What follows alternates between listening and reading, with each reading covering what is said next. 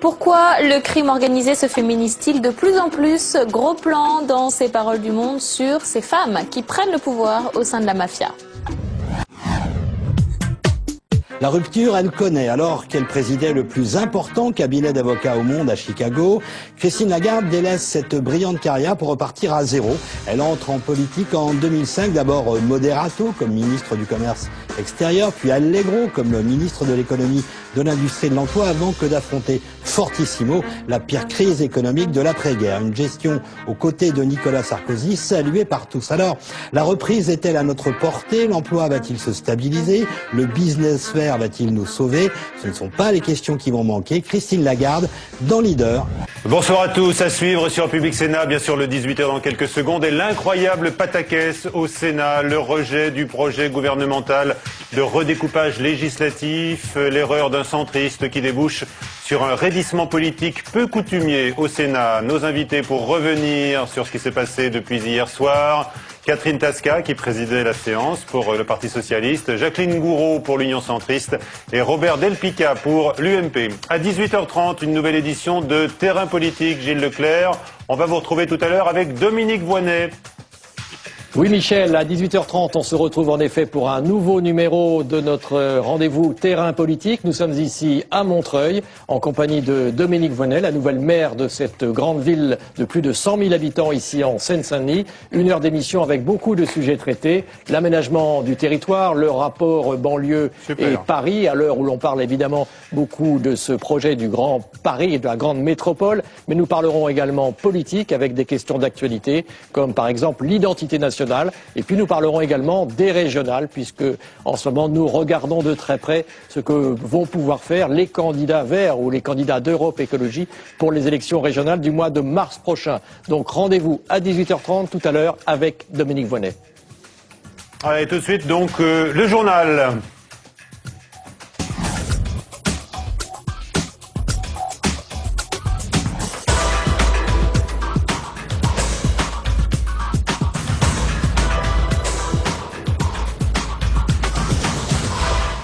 Le 18h, toute l'actualité politique et parlementaire de ce mardi 15 décembre. Voici les titres. Une bourde centriste allume le feu au Sénat, où aucun accommodement ne permet de corriger l'erreur de bulletin de vote qui a empêché l'adoption hier soir du redécoupage des circonscriptions législatives. Deux femmes politiques dans l'embarras après la médiatisation de leurs petites phrases: Nadine Morano sur les jeunes musulmans et Rachida Dati sur son blues européen. Alerte contre d'éventuelles coupures électriques en Bretagne et en région PACA. Débat à suivre dans le 18h sur l'autonomie énergétique de la France lors des pics de grand froid comme celui que nous vivons actuellement. Course contre la montre pour le climat. Angela Merkel se dit cet après-midi nerveuse devant le risque d'un échec au sommet de Copenhague. La chancelière allemande a participé cet après-midi à une conférence téléphonique réunissant Nicolas Sarkozy, Gordon Brown et également Barack Obama. L'Union européenne appelle les États-Unis et la Chine à s'engager plus fortement pour aboutir à un accord sur la réduction des émissions de gaz à effet de serre. Il va falloir reprendre la copie au début, c'est-à-dire demander à l'Assemblée nationale de réexaminer le projet de loi sur le redécoupage électoral. Pas d'autre alternative pour le gouvernement après l'erreur de vote hier soir d'un novice du Sénat, Jean-Jacques Pignard, qui a pris la place dans l'hémicycle du centriste Michel Mercier, devenu ministre. Le film des folles heures qui resteront dans les annales, Élisée Cardy et Delphine Girard. Je tiens à préciser que je n'ai subi aucune agression physique, aucun, simplement une petite intervention qui était programmée depuis longtemps. Catherine Tasca préfère en rire, mais depuis hier soir, elle est la cible de toutes les attaques. C'est elle qui présidait la séance et qui a décidé de ne pas procéder à une seconde délibération. Je prends ma responsabilité. Retour en arrière, il est 19h hier soir, on vote le projet de loi sur le redécoupage électoral et un sénateur centriste vote pour tout son groupe et se trompe. Conséquence, le projet de loi est rejeté. C'est un sale coup mais qui porte atteinte à la crédibilité des des bons rapports que nous avons entre groupes, parce que chaque fois qu'une erreur a été produite dans d'autres groupes, le groupe centriste n'a jamais contesté. C'est une erreur matérielle et il faut être de mauvaise foi, comme l'est le groupe socialiste, pour méconnaître cette erreur matérielle. Je mets les points sur les i. Qu'est-ce que vous demandez alors? Eh bien, l'application du droit parlementaire, c'est-à-dire la deuxième délibération. Cet après-midi, nouveau coup de théâtre. À l'issue d'une conférence des présidents exceptionnelle, le gouvernement et la majorité renoncent à cette seconde délibération. Je ne comprends pas ce psychodrame, ou plutôt je comprends une chose, c'est que nous sommes ici au Sénat, vous le savez, un Sénat où l'alternance n'existe plus depuis très longtemps. Et donc le jour où il y a un problème, même par accident, et où un texte a des difficultés, ça crée une espèce d'effervescence absolument incroyable, avec des énervements des uns et des autres, avec même la menace de ne pas respecter le règlement du Sénat, qui est très significatif quand même d'une forme de fébrilité. C'est donc une erreur qui va coûter cher et surtout qui va prendre du temps. Le texte doit retourner à l'Assemblée nationale pour une deuxième navette. Absent hier soir, lors du vote, le président du Sénat n'a pu aujourd'hui que constater les dégâts. Il veut, dit-il, que les votes complexes soient mieux éclairés à l'avenir pour que les sénateurs puissent se repérer. La bourde centriste ne devait pourtant pas se produire. L'erreur s'est produite après la demande d'un scrutin public, procédure en principe infaillible. Les explications de Marie Brémaud. Avis contraire. Normalement, le vote au Sénat s'effectue à main levée, mais hier, le projet de loi sur le redécoupage des circonscriptions électorales a été voté par scrutin public, une particularité de procédure sénatoriale. Le Sénat, contrairement par exemple à l'Assemblée nationale, est une assemblée où il suffit d'un sénateur présent dans un groupe qui vient, qui met le paquet de 100 ou de 150 ou de 50 ou de 20 jetons de présence, alors qu'il n'y a personne d'autre du groupe qui est présent. C'est ainsi que les voix de tous les centristes se sont retrouvées entre les mains d'un seul homme, Jean-Jacques Pignard, récemment élu sénateur. Et si l'erreur est humaine, certains s'élèvent contre ce mode de scrutin et militent pour une nouvelle organisation des votes. Moi, je pense que le système qui consiste à bloquer les votes dans une même journée ou une même demi-journée est une très bonne chose. Ça obligera tout le monde à être là, il n'y aura plus besoin de délégation, et à ce moment-là, les choses se passeront différemment, et puis peut-être qu'on pourrait modifier également le règlement du Sénat. Ceux qui ne sont pas là au vote, on appliquerait la règle du Parlement européen, c'est-à-dire un peu moins d'argent. La présence des sénateurs dans l'hémicycle, c'est une des questions que devrait aborder la commission chargée de modifier le règlement du Sénat en mars prochain. Voilà, donc des questions de procédure se posent, mais le débat s'envenime sur le plan politique également. Et avec nous dans un instant pour en débattre, Catherine Tasca, qui donc présidait la séance hier soir, Jacqueline Gouraud pour l'Union centriste et Robert Delpica qui avait demandé ce scrutin public. Nous y reviendrons donc dans un instant. Un autre événement plutôt rare au Sénat s'est déroulé aujourd'hui. Plus de 300 fonctionnaires ont manifesté pour faire entendre leurs revendications. Ils estiment faire les frais des mesures d'économie mises en œuvre dans le fonctionnement de la Haute Assemblée et qui passent par la réorganisation des services. Nadine Morano, au centre d'une polémique pour avoir réclamé du jeune musulman français qu'il ne parle pas verlan et ne mette pas sa casquette à l'envers. La secrétaire d'État à la famille s'insurge contre l'exploitation de propos sortis de leur contexte, dit-elle, alors qu'on l'interrogeait longuement sur la compatibilité de l'islam avec la République. Mais les socialistes dénoncent des propos qui, selon Arnaud Montebourg, révèlent une conception ethnique de la nation qui a donné lieu à Vichy. De son côté, Rachida Dati est sommée de dire qu'elle ne s'ennuie pas à Strasbourg. M6 l'a enregistrée en train de confier par téléphone sa lassitude à une amie piégée. L'ex-protégée de Nicolas Sarkozy affirme que ses propos ne concernaient que sa vie privée et elle réfute toute frustration européenne. La suite du 18h, donc, décodage sur l'imbroglio au Sénat.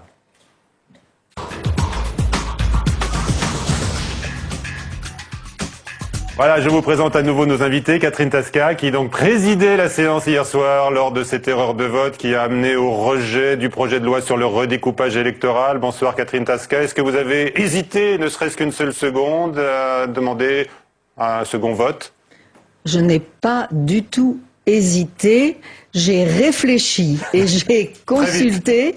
Parce que tout simplement, j'étais en présence de deux interprétations des textes juridiques. L'interprétation n'est pas facile.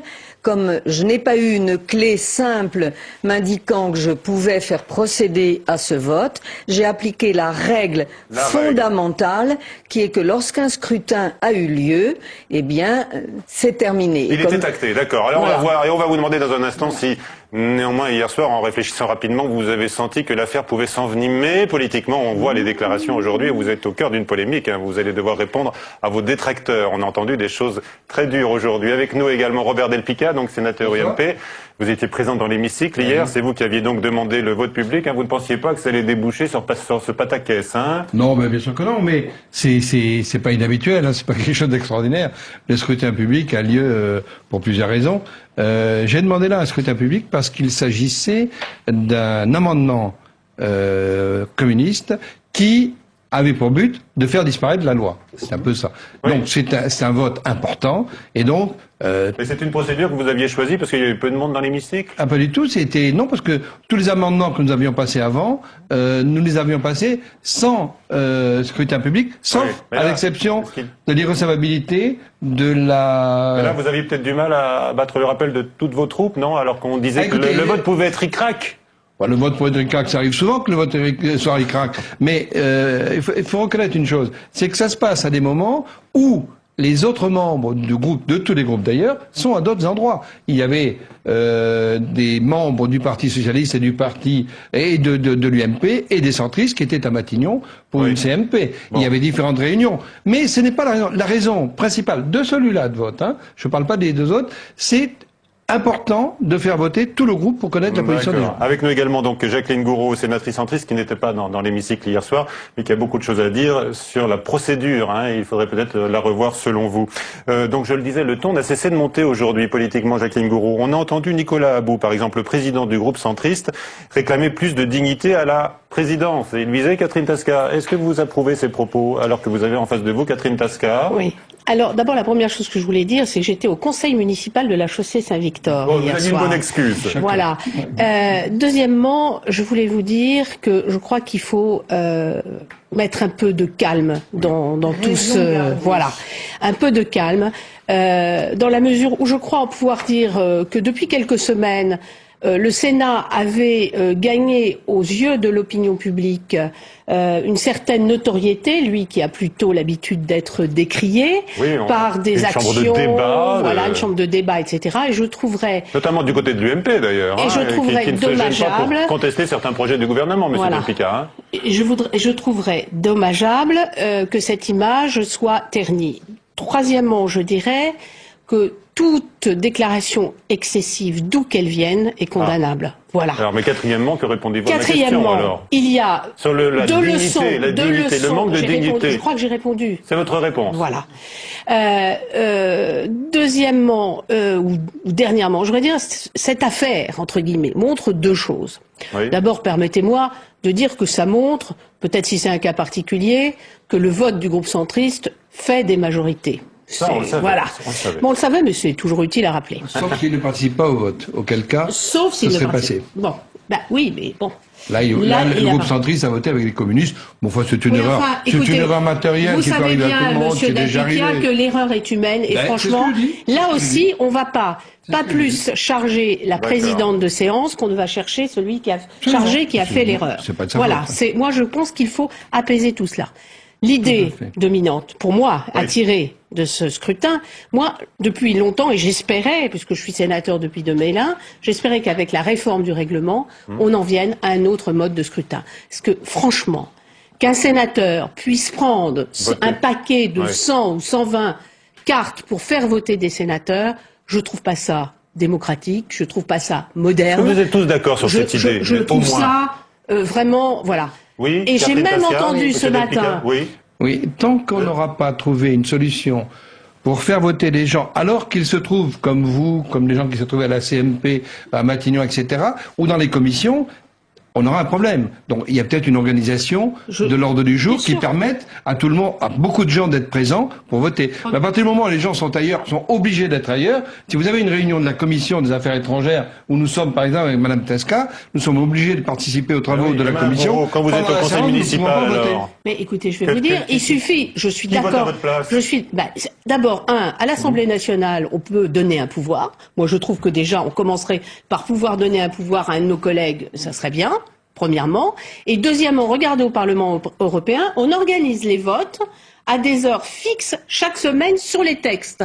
Et ça, je dirais que ça rejoint ce que Del Picchia vient de dire, c'est-à-dire qu'on peut très bien s'arranger pour organiser. Alors, en tout cas, j'ai même entendu, si vous permettez, j'ai encore une chose, j'ai entendu ce matin, parce que j'étais sur l'autoroute A10 un peu dans les bouchons, j'ai même entendu sur une radio nationale que chaque sénateur centriste, alors ça donne une image formidable, s'était trompé de bouton. Ah non, un seul pour tout le monde. Non mais je l'ai entendu. Un seul pour tous. Non mais je l'ai entendu. Il n'y a pas de bouton Sénat. Alors voilà pour la procédure, Jacqueline Gouraud. Pour le règlement du Sénat, c'est très important. Mais je le disais, l'affaire devient politique. On a entendu aujourd'hui le président du groupe socialiste, votre président, Catherine Tasca, monter au créneau et expliquer que cet épisode montrait, selon lui, que le Sénat est malade de l'absence d'alternance politique.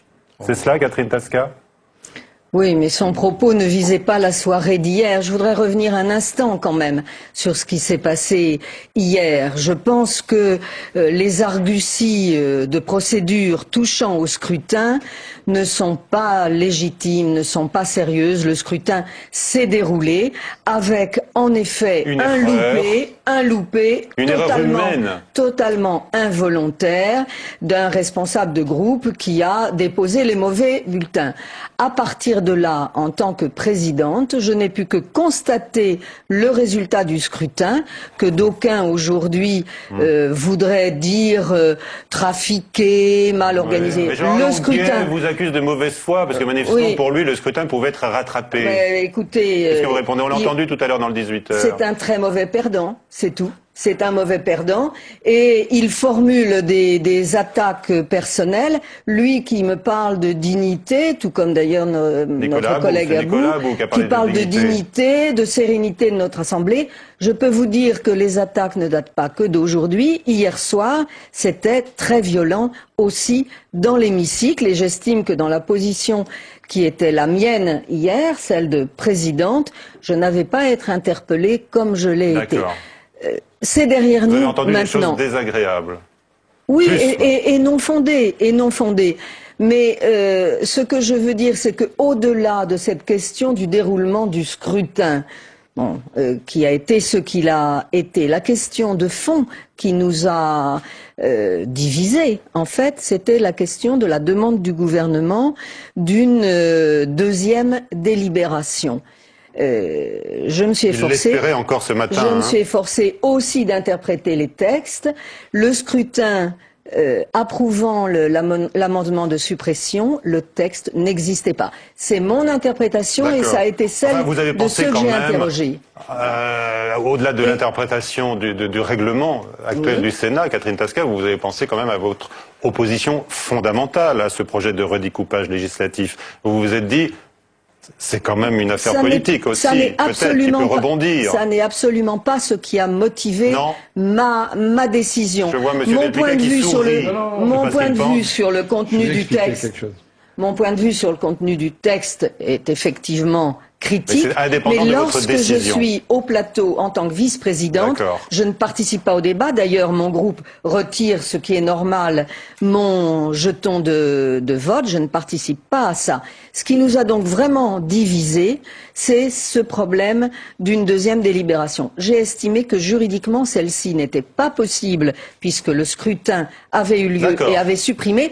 Et j'ajoute qu'aujourd'hui, dans la réunion qu'a présidée, lui, très calmement, le président Larcher, finalement, il n'y a pas eu à nouveau de demande de deuxième délibération, ce qui me semble donner raison à l'analyse juridique que j'avais faite. À votre attitude hier soir. Très bien, effectivement, puisqu'il n'y aura pas de deuxième délibération. Il faudra reprendre le texte à ses débuts, donc, et c'est l'Assemblée nationale qu'il faudra le réexaminer. Mais ça, c'est normal. Bon, c'est pas... Une navette, ça n'est pas un problème. Une navette, c'est pas un problème. Là, je suis d'accord avec Mme Tasca. Là où je suis pas tout à fait d'accord. D'abord, chers collègues, cette affaire d'hier soir, concerne une loi qui normalement ne nous concerne pas. Oui, et je m'explique. Donc normalement vous devriez être un petit peu sur la réserve. Chaque assemblée fait sa loi qui concerne son élection et les membres du Parlement. C'est ce qui se passe, je suis désolé, lorsque les sénateurs modifient leur règlement ou leur loi, à l'Assemblée nationale, on ne fait pas de débat là-dessus. Ça passe très facilement. Ça aurait dû être la même chose hier. Mais c'est pour des raisons politiques. Vous avez fait les amendements. Bon, d'accord. Raison politique. Ce n'est pas. Non, mais évidemment. Ah, bah évidemment, il vient dire le contraire. Le découpage des députés ne plaît pas aux sénateurs de l'opposition. Bah, enfin, il faut le reconnaître. Mais c'est une question qui concerne tous les citoyens français, oui, tous les électeurs et tous les parlementaires. Ça n'est pas parce qu'il s'agit des circonscriptions législatives que des parlementaires que nous sommes aussi ici au Sénat n'ont pas à avoir un point de vue. Mais il y avait un deuxième point sur lequel je voulais revenir. Franchement, lorsqu'il se passe une chose, notre groupe vous l'a reproché, moi je veux le faire très sereinement et très calmement, lorsqu'il y a une erreur de vote, ce qui est arrivé. C'est très rare. C'est très rare, mais c'est arrivé. Bien. Alors, ça nous on a recommencé le vote. Ah bon. Non, c'est extrêmement rare. C'est extrêmement rare. L'erreur qui s'est produite. Il y a peu d'exemples dans le passé. Est aussi extrêmement rare. Et voilà. Bon, restons sereins. Ça va partir à l'Assemblée nationale. On va revoter et puis ça reviendra au Sénat. Il n'y aura pas d'erreur. D'ici là, Jacques Gros, Monsieur le sénateur Pignard aura senti passer. Son savon. On va pas l'accuser. On va pas l'accabler, mais on l'a pas vu depuis. Bah non, je veux dire, il se cache. Enfin bon, je crois qu'il est très malheureux parce qu'il a cru que c'était en fait le vote de la loi et non pas le vote de l'amendement. Bon, c'est un novice, il vient d'arriver, c'est le suppléant de Michel Mercier, comme vous le savez. Oui. Donc il est là depuis le mois de juillet, ça doit être cela. Et il est très malheureux de s'être trompé. On va pas l'accabler. Et je crois que la première, dès hier soir, dans l'hémicycle, vous pouvez en témoigner, a bien souligné qu'il n'était en rien responsable. Très bien, merci à tous pour ce débat serein. Voilà, la suite du journal. La trêve des confiseurs, on reparlera de tout ça en janvier. Allez, la suite du 18h, c'est une séquence oui-non sur l'alerte rouge ou orange, selon que vous habitez en Bretagne ou en région PACA, sur les risques de coupure électrique.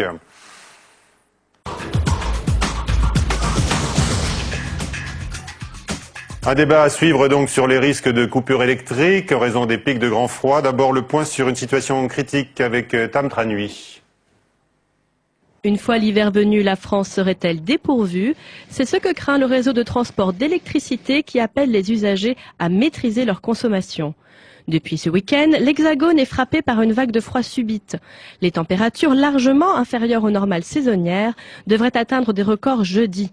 Conséquence, en Bretagne comme en région PACA, des coupures d'électricité sont à craindre. Paradoxe, la France qui exporte son énergie nucléaire toute l'année doit importer son électricité en hiver. Nucléaire, charbon, fioul, les centrales françaises comme étrangères doivent tourner à plein régime pour satisfaire nos pics de consommation. Un fonctionnement complexe et peu écologique que fustigent les détracteurs du nucléaire. Avec nous donc les sénateurs Verts du Haut-Rhin, Jacques Muller, bonsoir, et Louis Nègre, sénateur UMP des Alpes-Maritimes. Alors vous êtes directement concerné par cette alerte orange, oui, tout à fait. Pour la PACA. Qu'est-ce qu'on craint on craint de ce qui s'est déjà passé les années passées? Voilà, on craint ce qui s'est passé déjà les années précédentes, c'est-à-dire un pic de consommation sur lequel on a du mal à fournir. Très bien. Et quel est le problème selon vous? Il est toujours le même? On avait dit que EDF et RTE qui diffusent l'électricité avaient amélioré le réseau. Il n'en est rien? Alors il y a un plan actuellement dans la région PACA qui nous permettra justement de répondre dans les années futures à cette demande et à ce pic-là, en sécurisant la ligne de 400 000 volts, en mettant d'autres lignes de 225 000 volts qui nous permettront justement d'assurer un bouclage et une sécurisation complète de la région. Tout ira mieux demain. Pour l'instant, il n'y a rien des garanties. Jacques Muller, votre lecture de ces derniers événements? Écoutez, ces événements posent un problème de fond. Pose un problème de fond. D'abord, je voudrais penser aux familles qui sont aujourd'hui touchées par ces coupures. Ce sont en général des familles modestes qui se chauffent à l'électricité parce que c'est l'investissement le moins cher, mais qui malheureusement, au niveau des charges, se traduit souvent par des dérapages. Alors, quel est le problème de fond? Le problème de fond, c'est que nous avons développé depuis des décennies en France le système électronucléaire et donc du chauffage électrique qui fait que la consommation en hiver est multipliée par 3 par rapport on pourrait appeler la zone de base, la consommation de base. On nous disait qu'on pouvait le faire puisqu'on avait nos centrales nucléaires. Alors le parc n'est plus que celui qu'on nous présentait. Le système nucléaire n'a pas la possibilité de faire varier sa puissance. Elle produit ce qu'on appelle une consommation de base, une consommation de fond. Et lorsqu'il y a des pics, eh bien effectivement, ce sont d'autres sources énergétiques qui viennent... Mais alors c'est quand même très étonnant parce qu'on nous dit que la surconsommation en raison des pics de froid correspond à la production de 5 centrales nucléaires. Donc il y a un vrai déficit quand même. Le déficit est le même sur tous les pays d'Europe. Dès que vous avez un pic de consommation, vous avez à ce moment-là un vrai problème. Je crois que la France peut s'honorer d'avoir eu un développement nucléaire qui fait qu'aujourd'hui, nous avons eu, mais c'est la différence, bien entendu, fondamentale avec notre collègue, ce qui fait qu'aujourd'hui, nous avons l'électricité la moins chère pour les Français dans toute l'Europe, et tout le monde en est bien heureux. Pour autant, une fois qu'on a dit ça, on est bien d'accord tous les deux, puisqu'on a voté le Grenelle 2 dans l'environnement, y compris le Grenelle 1, pour lequel on peut dire... sur le Grenelle 2. Tu t'es abstenu sur le Grenelle 2, mais le Grenelle 1 a été voté, et qu'est-ce qu'on fait passer comme message dans le Grenelle? C'est que, je dirais, la meilleure façon de faire des économies, c'est déjà de ne pas dépenser de l'énergie. Et donc, à partir de là, il y a toute une série de propositions qui ont été faites, notamment par le gouvernement dans ce domaine, comme l'isolation des maisons, comme par exemple une moindre consommation dans les transports, etc. Et donc, on sait faire et on sait répondre. Mais pour l'instant, on s'aperçoit, Monsieur Muller, que le moindre incident peut bloquer tout un réseau. Est-ce que là, il y a une défaillance des opérateurs et du service public, comme le dit la gauche? Alors, moi, je ne mets pas aujourd'hui le réseau en cause ou le fonctionnement du service. Ce que je remets en cause, c'est le choix du nucléaire qui fait qu'on multiplie par 3, dès qu'il fait froid, la consommation de base. Et le problème, c'est la question du chauffage électrique, du chauffage nucléaire. Et je reconnais effectivement que la première des priorités doit être l'économie d'énergie, mais je dois en même temps rappeler ici que dans ce texte du Grenelle, nous n'avons cessé de donner une prime à l'électricité, une prime au nucléaire. La chose la plus emblématique, c'est que les normes d'isolation des bâtiments chauffés à l'électricité sont à 80 kWh/m² à partir de 2012, alors qu'elles sont de 50 pour les autres bâtiments. C'est une prime au chauffage électrique. Deuxième chose qui va absolument dans la même direction, c'est la taxe carbone. La taxe carbone exclut l'électricité. Je lis ici ce que nous disent les professionnels réunis dans l'association Énergie et Avenir, 300 000 opérateurs en France.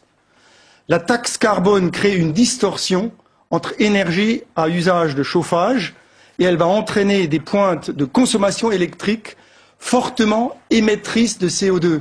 Parce qu'effectivement, lorsque le nucléaire ne peut pas répondre, ce sont les centrales à charbon allemandes qui répondent. Tout ça, c'est ce qui explique votre abstention, donc, sur le Grenelle 2.